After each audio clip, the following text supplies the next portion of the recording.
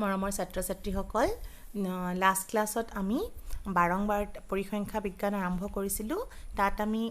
তথ্য কাক কয় বা তথ্যৰ প্ৰকাৰ কেইটা হয়নে বা তোমালোকৰ তথ্য কেনেকৈ আমি ভাগ কৰিব লাগে এই বিষয়ে আমি পঢ়িছোঁ এতিয়া আমি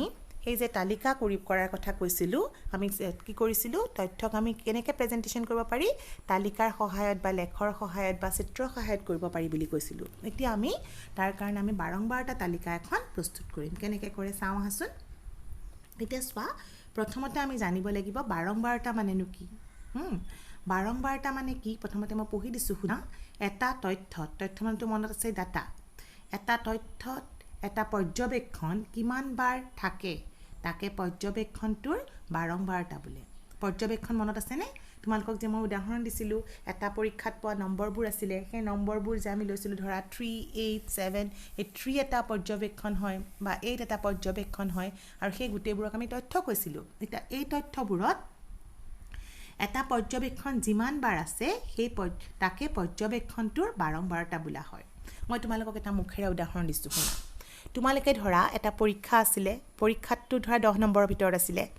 10 নম্বৰ ধৰা 10ৰ ভিতৰত 10 ধৰা 5জন শিক্ষাৰ্থীয়ে পাইছিলে আকৌ ধৰা 10ৰ ভিতৰত 5 পাইছিলে ধৰা 3জন শিক্ষাৰ্থীয়ে পাইছিলে তেতিয়া আমি সেই 10ৰ ভিতৰত 5জনে পাইছিলে ন তেনেহ'লে সেই 5টো হৈছে 10ৰ বাৰংবাৰটা বা 5 নম্বৰ ধৰা 3জনে পাইছিলে তেতিয়া সেই 3টো হৈছে 5ৰ বাৰংবাৰটা তাৰমানে 10টো কিবাৰ ওলাইছিলে 5 বাৰ ওলাইছিলে গতিকে 10ৰ বাৰংবাৰটা হৈছে 5 আৰু 5টো ধৰা 3 বাৰ ওলাইছিলে 3জনে পাইছিলে তেতিয়া 5ৰ বাৰংবাৰটা হ'ল 3 গতিকে বুজি পাইছা বাৰংবাৰটা কি এটা তথ্যত এটা পৰ্যবেক্ষণ যিমান বাৰ থাকে সেই তাকে পৰ্যবেক্ষণটোৰ বাৰংবাৰটা বোলে এতিয়া এই যে আমি যে তথ্যবোৰ পালোঁ বা পৰ্যবেক্ষণবোৰৰ কিমান বাৰ আছে চালোঁ এই প্ৰতিটো পৰ্যবেক্ষণক আমি হিচাপ কৰিলোঁ চালোঁ ধৰা 10টো কেইটাই পালে 5 কেইটাই পাইছে ধৰা 6 কেইটাই পাইছে এইবোৰক আমি তালিকা আকাৰে প্ৰকাশ কৰোঁ আৰু সেইখনকে আমি কওঁ বাৰংবাৰটা বিভাজন তালিকা প্ৰতিটো পৰ্যবেক্ষণৰ বাৰংবাৰটাবোৰ উল্লেখ কৰি প্ৰস্তুত কৰি উলিওৱা তালিকাখনকে বাৰংবাৰটা বিভাজন তালিকা বুলি কোৱা হয় বাৰংবাৰটা বিভাজন তালিকাৰ প্ৰতিশব্দ হৈছে ফ্ৰিকুৱেঞ্চি ডিষ্ট্ৰিবিউশ্যন টেবল এতিয়া এই তালিকা আকৌ আমি দুই ধৰণে কৰিব পাৰোঁ কেতিয়াবা আমি কি কৰোঁ অসমূহিত তথ্য লওঁ তাৰমানে আনগ্ৰুপ ডাটা লওঁ আৰু কেতিয়াবা আমি লওঁ সমূহিত তথ্য অৰ্থাৎ গ্ৰুপ ডাটা লওঁ কেনেকৈ লওঁ আমি সেইটো চাওঁ আহা এতিয়া অসমূহিত মানে আনগ্ৰুপ বুলি কওঁতে বুজি পাইছা চাগে তাৰমানে তথ্যবোৰ আমি বেলেগ বেলেগকৈ লিখোঁ এটা তথ্য কেইবাৰ হৈছে তেনেকৈ কৰোঁ আৰু কেতিয়াবা আমি কি কৰোঁ এটা গ্ৰুপ বনাই লওঁ ধৰা ইমানৰ পৰা ইমানৰ ভিতৰত এতিয়া মই প্ৰথমতে অসমূহিতলৈ গৈছোঁ যেনে এটা লোৱা উদাহৰণটো হৈছে কোনো এটা পৰীক্ষাত 25জন ছাত্ৰৰ গণিতৰ নম্বৰ এনেধৰণৰ নম্বৰবোৰ ধৰা লিখিলোঁ 26 31 25 23 22 21 এনেকৈ নম্বৰবোৰ লিখিলোঁ দেখা পাইছা এতিয়া মই ইহঁতক এখন তালিকাৰ সহায়ত যদি লিখিব খোজোঁ মই কেইটামান স্তম্ভ আৰু কেইটামান তোমালোকৰ শাৰীৰ প্ৰয়োজন হ'ব এতিয়া মই প্ৰথমতে লিখিব ধৰিছোঁ তোমালোকৰ অলৰেডি তোমালোকে এই বিষয়ে অকণমান শিকিছা আগতে কেনেকৈ আমি তথ্য সংগ্ৰহ আৰু বিচাৰ কৰিব লাগে সেইটো কথাই আমাৰ পাইছিলোঁ এতিয়া আমাৰ ইয়াতে কি দিছিলে গণিতৰ নম্বৰ সেইকাৰণে আমি এটা স্তম্ভ বনালোঁ গণিতৰ নম্বৰৰ কাৰণে তাৰপিছত সেই নম্বৰবোৰনো কেইজনে পাইছে তাক বুজাবলৈ আমি কিছুমান দাগ চিন দিওঁ দাগ চিন মানে কি এটা পৰ্যবেক্ষণ বুজাবৰ কাৰণে আমি এডাল চিধাকৈ এনে চিন দিওঁ দুডাল বুজাবলৈ দুটা চিন দিওঁ আকৌ এডাল চিন দিওঁ 3 4 নম্বৰটো হোৱাৰ পিছত আমি কি কৰোঁ বেকাকৈ এটা কাটি দিওঁ এনেকুৱা ধৰণে তোমালোকৰ ইয়াতে মোৰ কাটা পৰা নাই তাৰমানে এনেকৈ 4ডাল আঁচ দিলা নহয় ধৰা 1 2 3 4 আঁচ দিলা 5 নম্বৰডাল বুজাবলৈ এনেকৈ হ'ল এইটো যে এটা গোট বনি গৈছে সেইবোৰক আমি এইবোৰক কওঁ দাগ চিন আৰু দাগ চিনটো যেইবাৰ আছে সেইটোকে আমি কওঁ বাৰংবাৰটা এতিয়া তোমালোকে চোৱা তোমালোকৰ এতিয়া প্ৰথমতে আমি তালিকাখন ভালদৰে মন কৰি আমি চালোঁ ইয়াতে কি বিভিন্ন ধৰণৰ নম্বৰ আছে ভালদৰে যদি মন কৰা 26 31 এনেকৈ গৈ আছা চাই আছা চবতছে সৰুনো কি আছে আমি চাওঁ দিয়াচোন ইয়াতে মই দেখিছোঁ চবতছে কম আছে 20 20ৰ পিছত মই ঊৰ্ধ্বকম বা অৰ্ধকমত তোমালোকে সজাইও ল'ব পাৰা কিন্তু সেইটো আমি কৰা নাই আৰু চিধা চিধিয়ে কৈছোঁ চাই ল'লোঁ 20 নম্বৰ আছে প্ৰথমতে 20ৰ পিছত আমি দেখিছোঁ 21 আছে 21ৰ পিছত আমি দেখিছোঁ 22 আছে 23 আছে তাৰপিছত ভালদৰে চোৱা 24 আছে নে নাই আছে 24 25 আছে 26 আছে 27 আছে তাৰপিছত তোমালোকৰ 28 আছে 29 আছে 30 আছে 31 আছে আৰু কিবা আছে নেকি আৰু নাই তাৰমানে আমাৰ কি নম্বৰ আছে অবজাৰভেশ্যনবোৰ কি হৈছে তাৰমানে 20ৰ পৰা 31ৰ সংখ্যাবোৰ আছে সেইকাৰণে মই তালিকা বনাবৰ কাৰণে প্ৰথমতে 20 21 যি সংখ্যা আছে প্ৰথমতে সেইখিনি গণিতৰ নম্বৰ হয় সেই নম্বৰবোৰ এখন স্তম্ভত লিখি ললো 20 21 22 23 24 25 26 27 28 29 30 31 চাই লৈছিলো এতিয়া মই সেইবোৰ গন্তি কৰি নাথাকো কি কৰিম জানা প্ৰথমতে মই 26 টো দেখিলো হয়নে 26 টো এনেকৈ কাটি ললো দিয়াৰ লগে লগে মই 26 ৰ কাৰণে ইয়াতে এডাল আঁচ দি দিম 26 য'ত আছে 26 আছে 26 ত মই এডাল আঁচ দিলো তাৰপিছত মই আকৌ তালিকাখনলৈ গ'লো নেক্সট আহিল মোৰ 31 টো এনেকৈ কাটিলো কাটি পেলাই 31 যিটো লাইন আছে তাতে মই এডাল চিধাকৈ আঁচ দিলো এনেকৈ কৰি আকৌ নেক্সট আছে আমাৰ 25 এটো চোৱা 25 আছে 25 টো এনেকৈ কাটিলো কাটি য'ত 25 আছে তাত মই এডাল আঁচ দিলো তেনেকৈ গৈ গোটেইখন আমি কমপ্লিট কৰি যাম ধৰা লাষ্টত একেইন 31 আছে আকৌ 31 ত এটা ইয়াতে 31 ত এটা আঁচ দিলো তেনেকৈ গৈ আছো গৈ যেতিয়া মোৰ গোটেই তালিকাখন এনেকৈ কাটা শেষ হৈ গ'ল এটা চাইছো কাটিছো এনেকৈ গৈ আছো গৈ যেতিয়া সম্পূৰ্ণ হ'ল তেতিয়া আমি সেইখিনিতে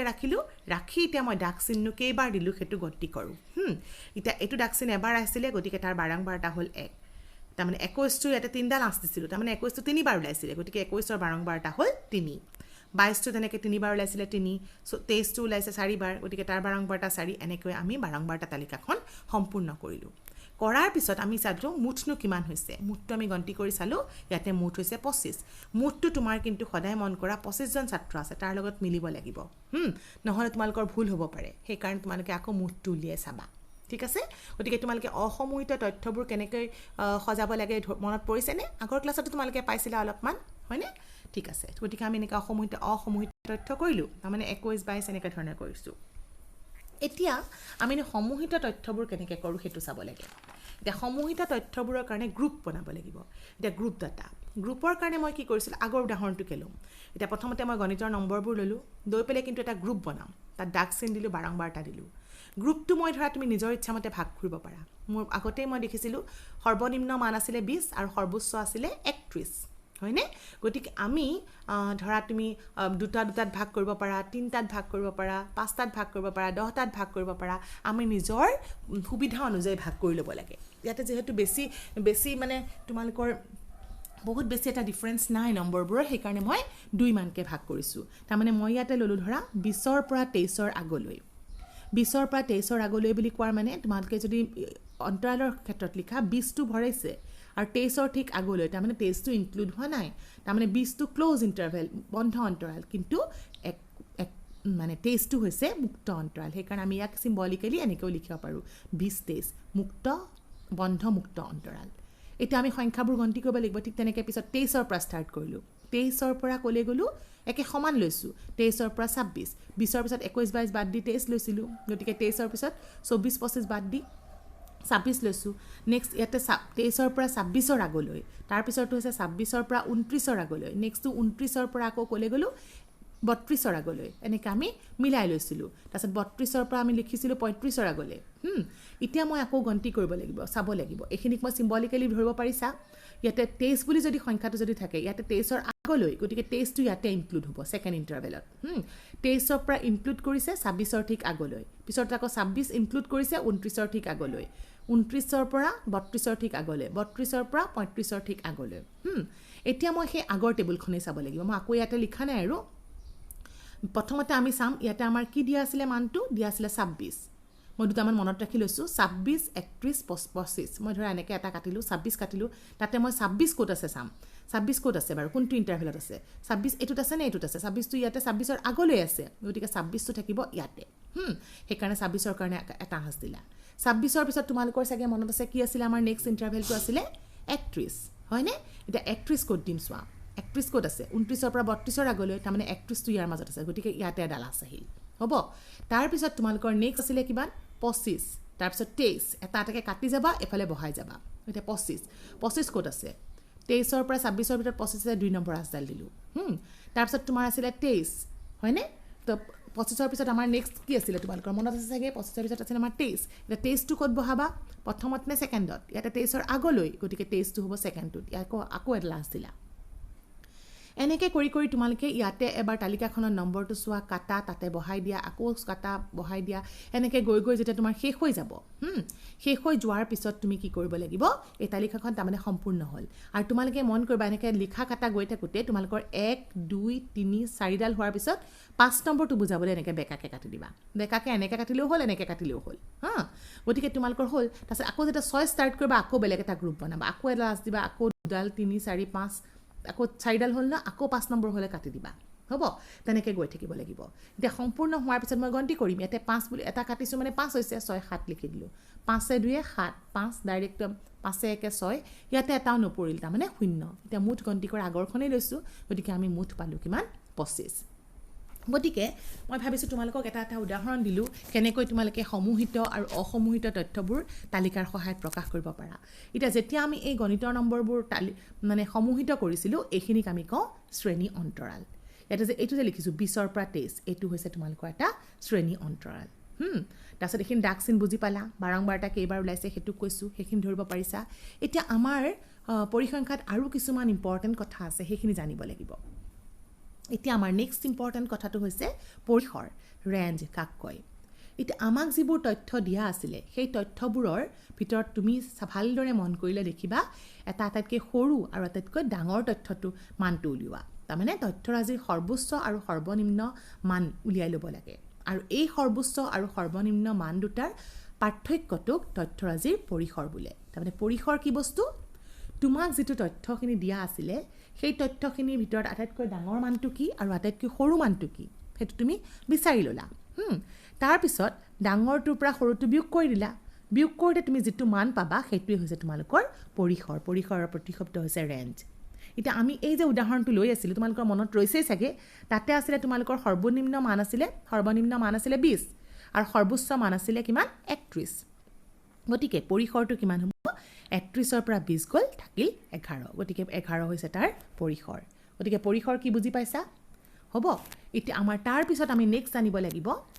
কেইটামান মই নোট হিচাপত দিছোঁ, ইম্পৰ্টেণ্ট কনচেপ্ট হয়, শ্বৰ্ট কুৱেশ্যনত লাগে। তোমালোকৰতো মডেল কুৱেশ্যন পেপাৰ আহে, 4টা অপশ্যন থকা। ইয়াতে তোমালোকৰ ইয়াৰে যিবোৰ কনচেপ্টবোৰ মই কৈ আছোঁ, তাৰ কুৱেশ্যনছবোৰ বহুত আহে।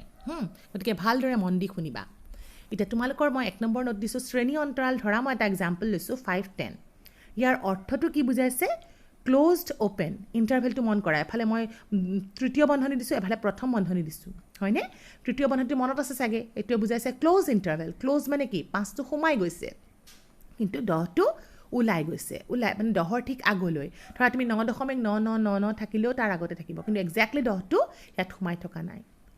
তোমালোকক মই এইটো লিখিছোঁ, আমি এইটোকে লিখিব পাৰোঁ বা এইটোক আমি এনেকৈও ক'ব পাৰোঁ, 5ৰ পৰা 10ৰ কম।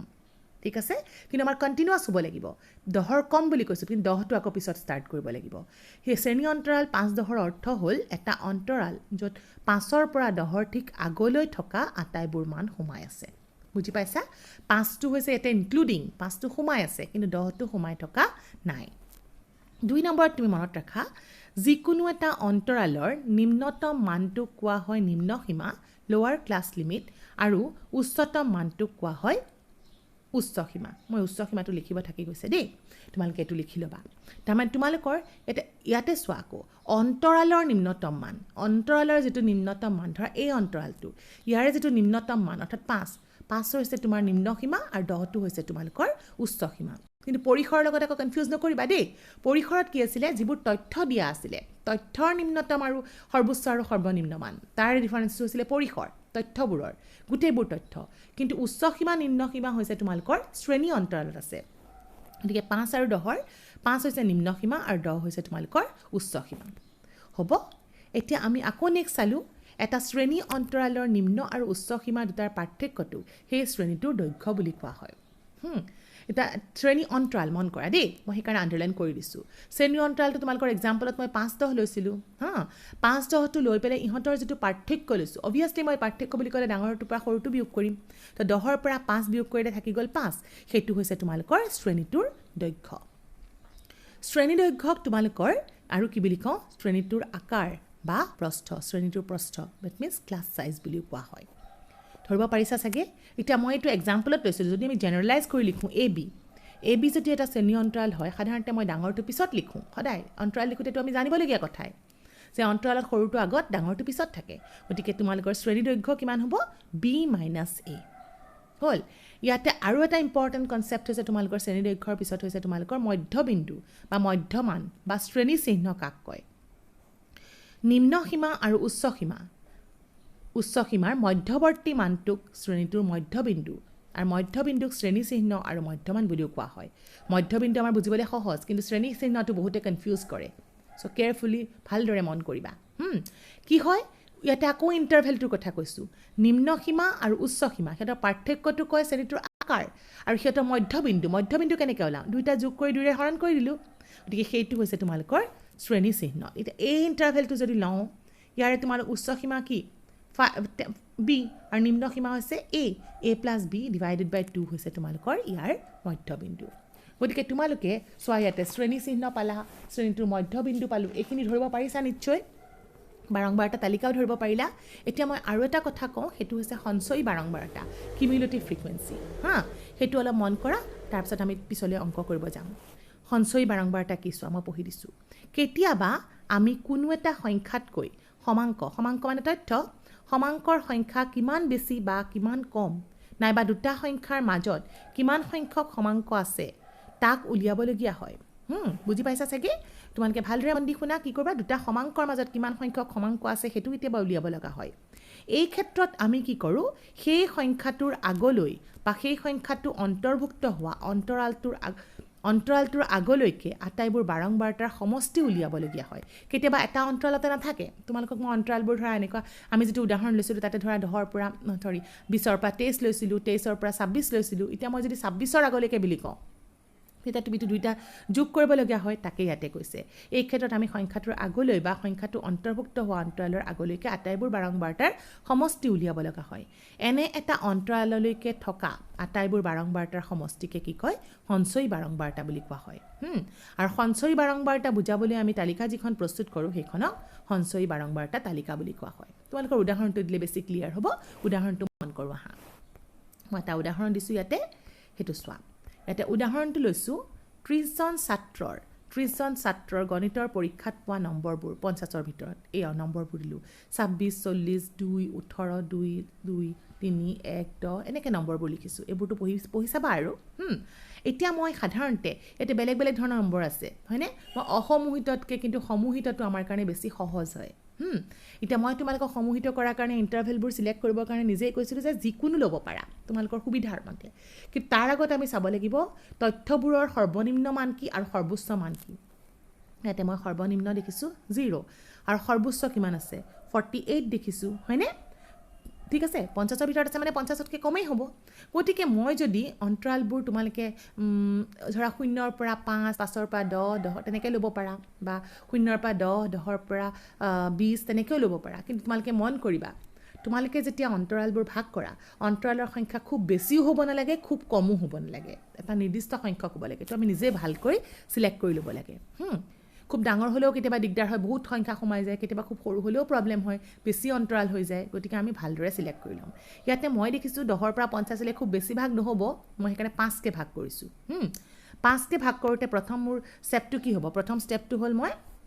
কি কৰিব লাগিব শ্ৰেণী অন্তৰাল ল'ব লাগিব শ্ৰেণী অন্তৰাল মই দেখি ল'লোঁ কিহৰ পৰা কিহলৈ যাব গতিকে মই কি কৰিলোঁ সেই ভাগখিনি লিখিছোঁ চোৱা মই ইয়াতে ভাগবোৰ ল'লোঁ শ্ৰেণী অন্তৰাল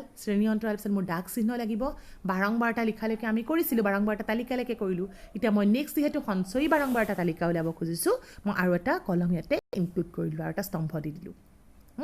সঞ্চয়ী বাৰংবাৰতা কেনেকৈ উলিয়াম মই ইয়াতে শিকিম এতিয়া মই তোমালোকক কৈছিলোঁ মই 0ৰ পৰা 5 যদি লওঁ তেনেকৈ মোৰ মিলাবলৈ সুবিধা হ'ব তোমালোকে 10লৈও কৰিব পাৰা তেতিয়া অলপ মাজৰ দাগ চিহ্নবোৰ বেলেগ হ'ব আল্টিমেট আনচাৰ একেই পাবা গতিকে 0ৰ পৰা 5 কৰিলোঁ ইয়াতে 5 ইনক্লুড হোৱা নাই নেক্সট হ'ব 5 to 10 10 to 15 15 to 20 20 25 25 30 30 35 এনেকৈ গৈ 45 50 পালোঁ হৈছে গতিকে আমাৰ ইয়াতে মন কৰা প্ৰথমতে লেফ্ট ছাইডত ক্লোজ ৰাইট ছাইডত অ'পেন ইণ্টাৰভেল এতিয়া মই দাগ চিহ্নবোৰ দিব লাগিব দাগ চিহ্নবোৰ দিওঁতে মই প্ৰথমতে বিচাৰি নুফুৰোঁ আৰু এফালৰ পৰা কাটি যাম প্ৰথমতে 26 ধৰা কাটিলোঁ তোমালোকৰ সুবিধাৰ কাৰণে মই ইয়াতে কাটি দিয়া নাই 26টো ধৰা ইয়াতে কাটিলোঁ 26টো ক'ত সোমাব মই চাব লাগিব 26 ক'ত আছে বাৰু 26 কোনটো ইণ্টাৰভেলত আছে 25ৰ পৰা 30ৰ ভিতৰত আছে 26ত এটা লাঞ্চ দিলোঁ নেক্সটটো মই আকৌ চালোঁ 40টো কাটিলোঁ 40তে ক'ত আছে চাব লাগিব 40টো দেখিছোঁ 35 to 40 হৈছে আৰু ইয়াতে 40 to 45 হৈছে এটাতো 40টো সোমাই থকা নাই ইয়াতে 40 হ'ব 40 কাৰণে এটা লাষ্ট দিলোঁ এনেকৈ কৰিলোঁ নেক্সট মই ধৰা 5 আছে 5টো ক'ত দিম কাটিলোঁ কাটি 5 এই দুটাৰ ভিতৰত কোনটোত হ'ব পিছৰটোত 5ত এটা লাষ্ট দিলোঁ আকৌ 40 আকৌ 40লৈ গৈ আঁচ দিলোঁ আকৌ 4 ক'ত আছে 0ৰ পৰা 5ৰ ভিতৰত আছে 4 এটা লাষ্ট দিলোঁ এনেকৈ কাটি কাটি গৈ যেতিয়া তোমালোকৰ 4ডাল হৈ গ'ল 5 নম্বৰডাল দিবলৈ এনেকৈ ভাগ কৰি দিলোঁ হ'বনে এনেকৈ ভাগ কৰি আছোঁ কৰি মই দাগ চিনবোৰৰ পৰা বাৰংবাৰতাখিনি লিখিলোঁ বাৰংবাৰতাখিনি লিখিব পাৰিছা চাগে যদি কিবা প্ৰব্লেম হয় মোক তোমালোকে ভালকৈ সুধি ল'ব পাৰিবা অ'কে এতিয়া তোমালোকে চোৱা বাৰংবাৰতা লিখাৰ পিছত যেতিয়া মই সঞ্চয়ী বাৰংবাৰতা লিখিব কৈছোঁ মই কি কৈছিলোঁ সমষ্টি উলিয়াব লাগিব প্ৰথমটো এইটোতো আৰু একো সমষ্টি নাই চ' প্ৰথমটো অৰ্থাৎ 05ৰ ভিতৰত থকা ছাত্ৰ ছাত্ৰীৰ সংখ্যা 9 থাকিল পিছৰটো পাবলৈ মই কি কৰিব লাগিব এই 9ৰ লগত এই পিছৰটো বাৰংবাৰতা যোগ কৰিব লাগিব অৰ্থাৎ 9 + 4 হৈ গ'ল 13 এইটো হ'ল 5ৰ পৰা 10 এইটোৰ ভিতৰত থকা তাৰমানে 10তকৈ কম থকা ছাত্ৰ ছাত্ৰীৰ সংখ্যা তাৰপিছত মই 13ৰ লগত 5 যোগ কৰিলোঁ নেক্সট সঞ্চয়ী বাৰংবাৰতা পালোঁ 18ৰ লগত 1 যোগ কৰিলোঁ 19ৰ লগত 1 যোগ কৰিলোঁ 20ৰ লগত 2 যোগ কৰিলোঁ 22 আল্টিমেটলি মই গৈ টোটেল নাম্বাৰ কেইটা আছিলে 30 চ' 30লৈকে যাম চোৱা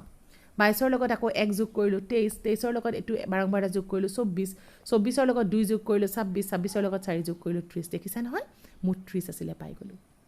গতিকে আমি সঞ্চয়ী বাৰংবাৰতা কেনেকৈ লিখিব লাগিলে গম পালা এজ ইট ইজ প্ৰথমটো ৰাখিবা তাৰপিছত এইটোৰ লগত এইটো যোগ কৰিবা এইটো পাবা এই যোগখিনি নেদেখালেও কথা নাই তোমালোকক মই বুজিবৰ কাৰণে লিখি দেখাইছোঁ গতিকে তোমালোকে সঞ্চয়ী বাৰংবাৰতালৈকে এইখিনি কথা খুব ভালদৰে মন দি কেইবাবাৰো মোৰ কথাখিনি শুনা আৰু তাৰ বস্তুখিনি তোমালোকে বহীত লিখি ল'বা আৰু তোমালোকৰ এই যিখিনি কথা মই বুজাই দিছোঁ বা ইয়াতে যিবোৰ মই ইমেজেছ ব্যৱহাৰ কৰিছোঁ সেইবোৰ মই তোমালোকৰ ডেছক্ৰিপশ্যন বক্সত তাৰ ফটোবোৰ দি দিছোঁ তো প্ৰয়োজন হ'লে তাৰ পৰা তোমালোকে চাই লিখি ল'ব পাৰিবা হ'ব তো ভালদৰে মন দি পঢ়া আমি নেক্সট ক্লাছত এইটোৰ অনুশীলনী এই পাঠটোৰ অনুশীলনী অংকবোৰ কৰিম কিন্তু অনুশীলনী কৰাৰ আগত মই তোমালোকক বাৰে বাৰে কৈছোঁ এই যে মই তোমালোকক যিমান বিভিন্ন ধৰণৰ সংজ্ঞা বা টাৰ্মছবোৰ যে বুজাইছোঁ শ্বৰ্ট কুৱেশ্যনৰ কাৰণে কিন্তু এইবোৰ বহুত ইম্পৰ্টেণ্ট চ' ভালদৰে মন দি এইখিনি পঢ়িবা হ'ব থেংক ইউ